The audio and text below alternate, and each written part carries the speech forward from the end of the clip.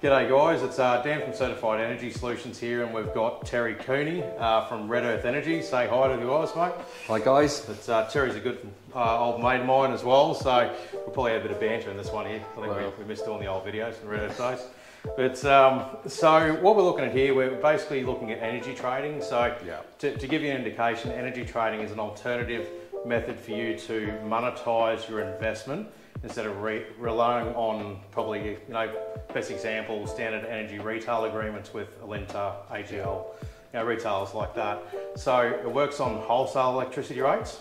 Yes, but look, basically what RedEarth did, we wanted to monetize your asset, your battery bank. So we spent years developing our algorithms for energy trading. And what you can see here, Dan, is a 24-hour period of wholesale energy prices.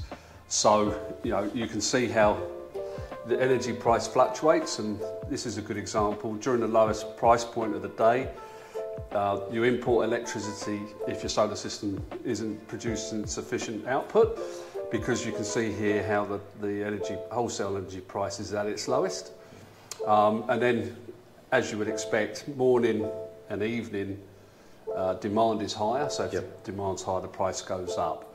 So that's a good representation of the wholesale electricity price. Line of day. Whereas a general customer, your electricity price might be somewhere around here, about 35 cents per kilowatt hour, and that'd be a straight line all the way through the day.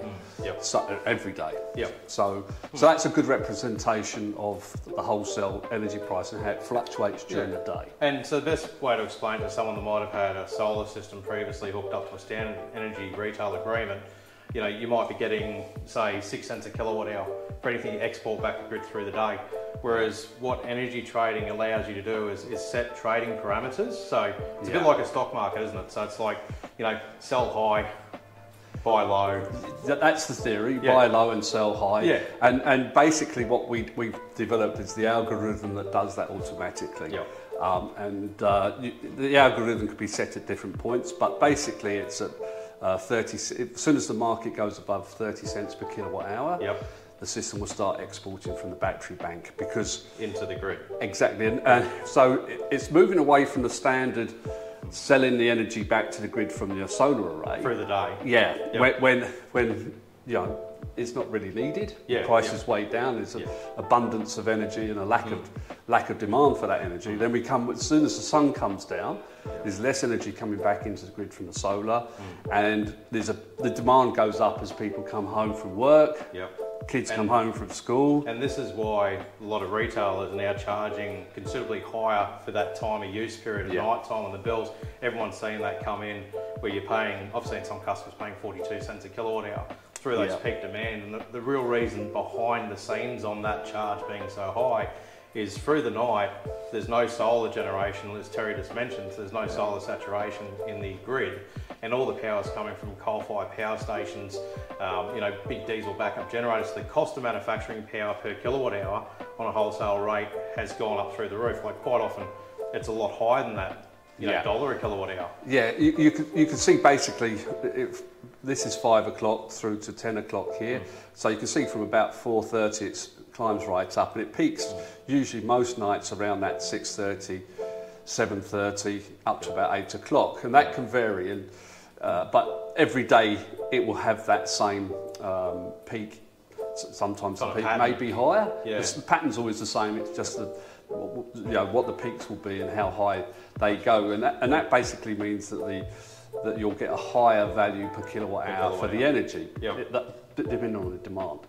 So what our system basically does is it ring fences the stored energy in your battery that the system knows you're going to need to get through the night, and then the excess energy you have stored in the battery, that's what it will trade with. So So it's not going to leave the customer with an empty battery bank by just force charging back to the grid. Because it's all very well, cashing in here and then paying for the electricity all the way through the night.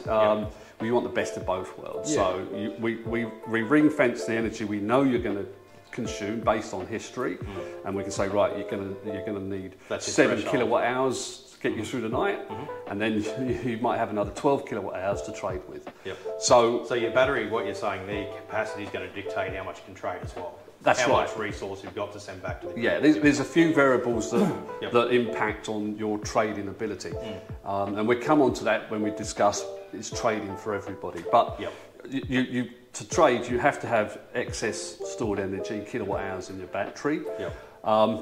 Then the reason there's such a high demand here is because everyone, or most people, will come home from work or school and start consuming energy. Cooktops, ovens. Exactly right. Aircons. So if you're like me and my wife, the kids have left home, you don't consume an awful lot of energy when you come home, then if you want to energy trade, you're not consuming a lot of energy in the first place, which gives you more capacity to trade. Now, if you were in a household where both parents work, and there's 2 or 3 kids, and there might be in-laws in Australia. So then you come home and your demand mirrors the grid in general. The peak load where everyone else is using the power at the same time. So, and you know what we're kind of seeing here, because there's a lot of advancements in this technology as time goes on, because RedEarth was obviously the first company in Australia to bring in private power plant. That's right. With that technology integration, and that's with Amber Wholesale. So basically Amber becomes the retailer for the end consumer, and you guys have worked hand in hand to develop the software integration, the API, the back end side of it, so it knows how to communicate and when to discharge. But there's also been a massive upgrade in the app as well. Well, there's a couple of things. This was basically introduced a few years back on our first product range, so the Sunrise systems, and they were leading edge, cutting edge at the time, and those systems could export at 3 kilowatts per phase. Which is a bit limiting.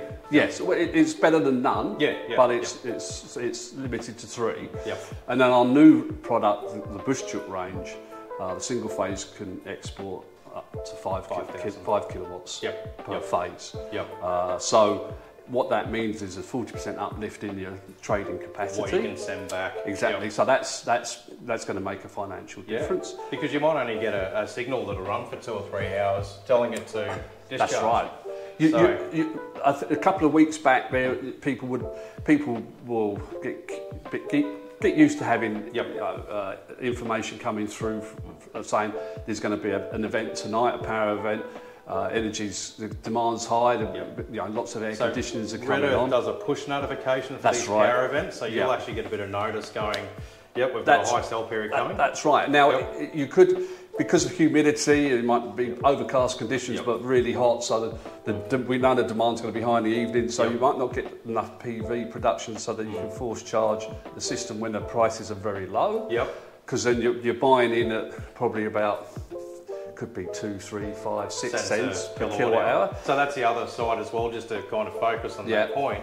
If you do need to buy power through the course of the day, even to force charge from the grid into your battery, you can buy to those single digits. Instead of paying the 28, 30, 40 plus cents a kilowatt hour, you're buying at the single digits, because through the day, because of the amount of renewable technology out there on the grid, power's being devalued through the day.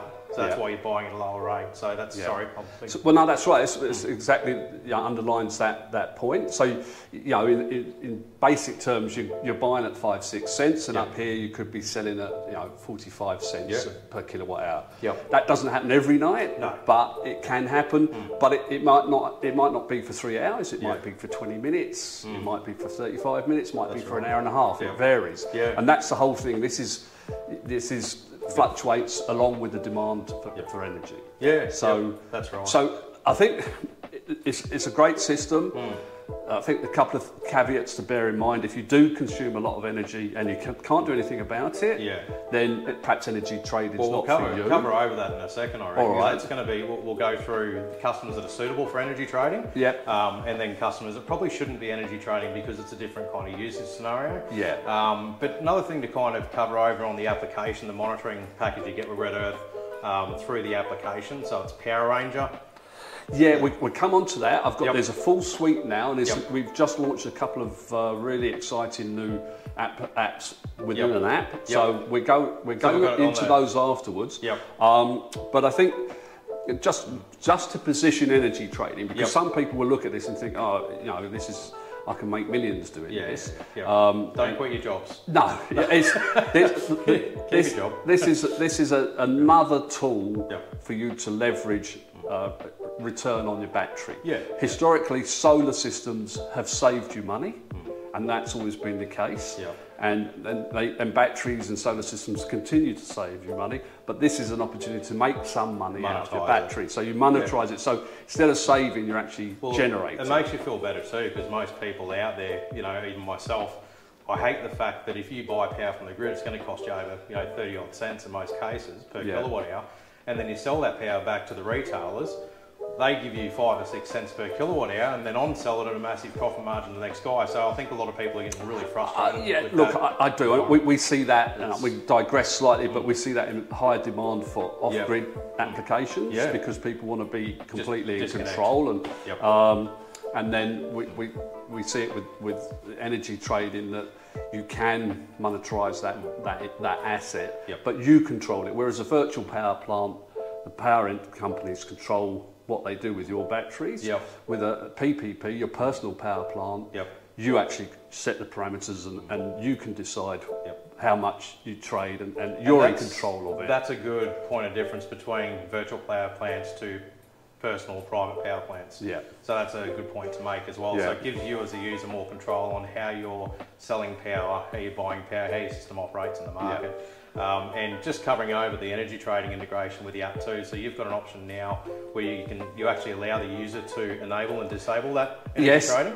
When we first started, we set it at 30 cents, and some people wanted to drop it down to 20 cents. So we have that flexibility now into the system. So you can set a trigger. So the customer can. Some customers say, no, I'm going to set it at 40 cents. I'm going to set it at 35 cents. Some people might say, I'll set it at 20 cents. It's really.